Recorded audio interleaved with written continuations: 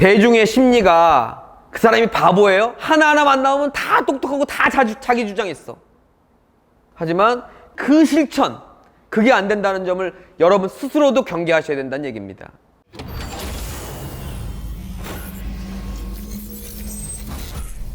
최선을 알았는데 그 진짜 내가 실천 못하겠다. 그러면 차선으로 가시란 얘기예요.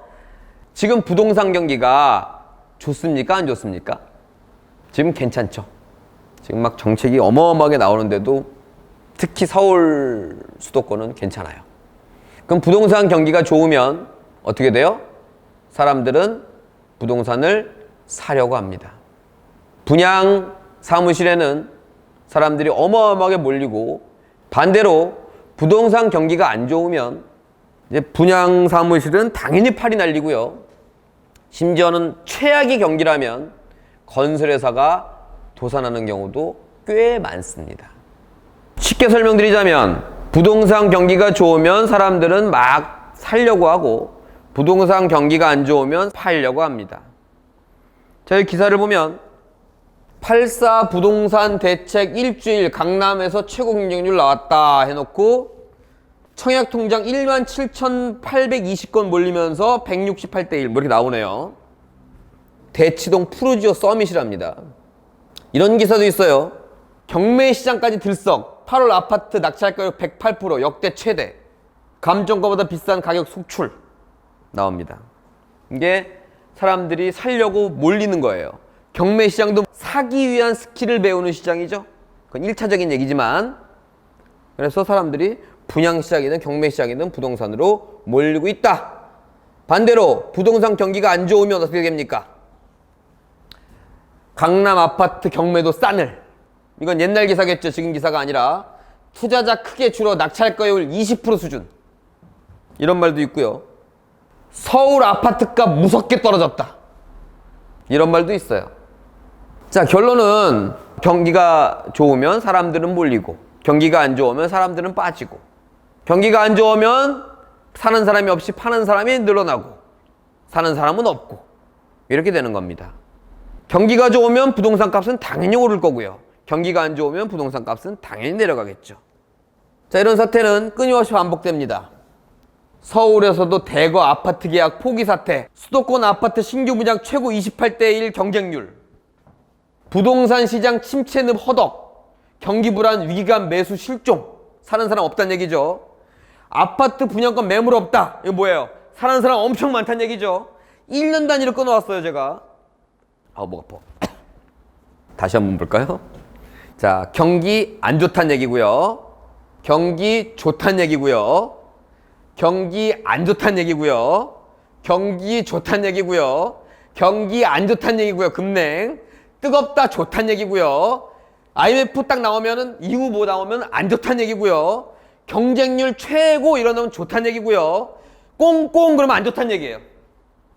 뭐 좋았다 안 좋았다, 좋았다 안 좋았다, 좋았다 안 좋았다, 이렇다는 얘기입니다. 자, 그래서 부동산 시장은 항상 파도입니다. 이거 뭐 맞다는 얘기가 아니라 대충 그냥 파도처럼 그린 거예요. 올랐다가 떨어졌다가, 올랐다가 떨어졌다가, 올랐다가 떨어졌다가, 과열 꽁꽁, 과열 꽁꽁, 이런 식입니다. 당연히 일반 매매시장, 분양시장, 경매시장 같은 분위기를 타죠. 자, 그래서 제가 하고 싶은 얘기는 뭐냐면 남들과 다르게 움직이면 됩니다. 제가 최선책이 뭐라 그랬죠? 그냥 보유하는 거라 그랬습니다. 3,000배가 올랐답니다. 50년 동안. 지금은 3,000배 더 올랐습니다. 우리가 지금 이렇게 놀고 있을 때가 아니야. 그 마인드를 갖고 있는 사람이라면 아무거나 지금 사서 갖고 가면 돼요.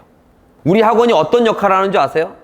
여러분들이 하도 그렇지 않고 사고팔고를 좋아하니까 우리가 공동투자 시켜놓고 갖고 있어버리잖아. 자, 그리고 3,000배가 올랐는데 그거를 행동으로 못한다니까 조금 더 차선책을 알아보기 위해서 그걸 세분화 시켜본 거예요. 그랬더니만 그냥 마냥 오르는 건 아니고 파도를 타더라 이겁니다. 그러면 우리는 대중을 생각해야 됩니다. 대중들은 첫째, 부동산에 관심이 없습니다. 과연 그래요? 그래요. 지금 뉴스에 나와서 하는 얘기지만, 뉴스에 뭐가 올랐니, 썰었니 그러지만 얼마나 일부 얘기입니까? 그거보다 더 먼저가 뭔지 아세요? 투자에 관심이 없는 거예요. 진짜 앞으로 어떻게 될지 참 걱정됩니다. 두 번째는 부동산 투자에 관심이 없죠. 조그만 중소기업 다니시는 분들 주식 투자는 다 해봤을 거예요. 하지만 부동산 투자는 뭐 여러 가지 이유를 대면서 안 해봤을 겁니다. 제가 해보니까 주식보다 부동산이 훨씬 쉬워요.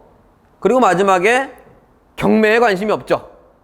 투자에 관심을 갖고 있다면 이 원칙이 없는 거예요. 원칙이 없으니까 어떻게 해요? 남들 하는 대로 따라하는 겁니다. 마치 그게 맞는 줄 알고 그게 답인 줄 알고 경기가 좋으면 막 몰리고 경기가 안 좋으면 빠지고 물건이나 팔고 남들 하는 대로 그냥 가는 겁니다. 그 여러 가지 이유가 있는데 대표적인 이유는 남들이 저렇게 하니까 내가 그걸 하지 않으면 도태되는 느낌, 이런 것들입니다. 일단 결론을 내리고 시작하도록 하겠습니다. 이 파도와 이 파도는 다른 파도입니다. 이건 평행을 하면서 이루어지는 파도고요. 이건 파도가 치면서 위로 올라가는 구조입니다. 이건 뭘 의미하냐면 그냥 사놓으면 된다는 얘기예요. 그런데 난 50년을 못 기다리겠어. 그렇다면 밑에 점에 사갖고 위에 점에 파십시오. 저점에 사서 고점에 파세요. 저점에 사서 고점에 파세요. 이건 짧게는 몇 개월, 길게는 3에서 5년 정도 주기를 타면서 오르락내리락 하는데요. 여러분들이 그냥 이때 사갖고 이때 팔면 그 50년에 대한 부담은 사라집니다. 하지만 최선책보다는 돈을 더 벌지는 못하겠죠. 제가 여기 옆에 지나가는 남녀노소 성인들 아무나한테 부동산의 부자도 모르고 내 얼굴 처음 본 사람한테 가서 이 그래프를 갖고 이때 사서 이때 파십시오, 이렇게 말을 해요. 그럼 사람들이 좋은 거 배웠습니다, 그래요? 저한테 아마 이럴걸? 당연한 얘기하고 있네? 쌀 때 사고 비쌀 때 파는 거 아니야? 이렇게 얘기할 겁니다.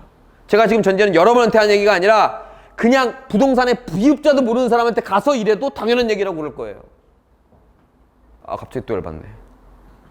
왜 열받는지 아시죠? 답답해. 근데 제가 처음 뭐라 그랬죠? 다시 기사 볼까요? 이 기사가 뭐예요? 지금 최저점을 찍었으니까 갑자기 사람들이 막 몰리는 거예요? 이런 기사 갑자기 최고점을 찍어서 사람들이 다 빠지는 거예요? 아니죠. 지금 최고의 경기다 보니까 사람들이 몰리는 거고 최악의 경기다 보니까 사람들이 빠지는 거죠. 다시 그래프로 가볼까요? 사람들이 머릿속으로는 다 알면서도 어떻게 한다? 이때 사서 이때 판다 이겁니다. 난 참 이해가 안 가. 내가 기사를 지금 몇 개를 보여드렸습니까? 3,000배가 오르지 않고 3만 배가 올랐더라도 우리가 돈이 없는 이유입니다. 저점에 사갖고 고점에 팔아야 되는 걸 당연히 머릿속으로는 이해하는데 왜 행동들은 그렇게 하고 있습니까? 지금 말씀드린 차선책의 결론입니다. 여러분들은 이해하고 공감했으면 실천하라. 50년을 보유해라. 최선입니다. 50년이 아니라 그냥 갖고 가는 거예요. 필요할 때 판다. 차선입니다. 저점에 사서 고점에 팔아라. 그러면 이 당연한 이야기를, 경기가 안 좋을 때 사고 경기가 좋을 때 팔아라, 이 당연한 이야기를 왜 사람들은 안 하고 있느냐, 또는 혹은 못하고 있느냐.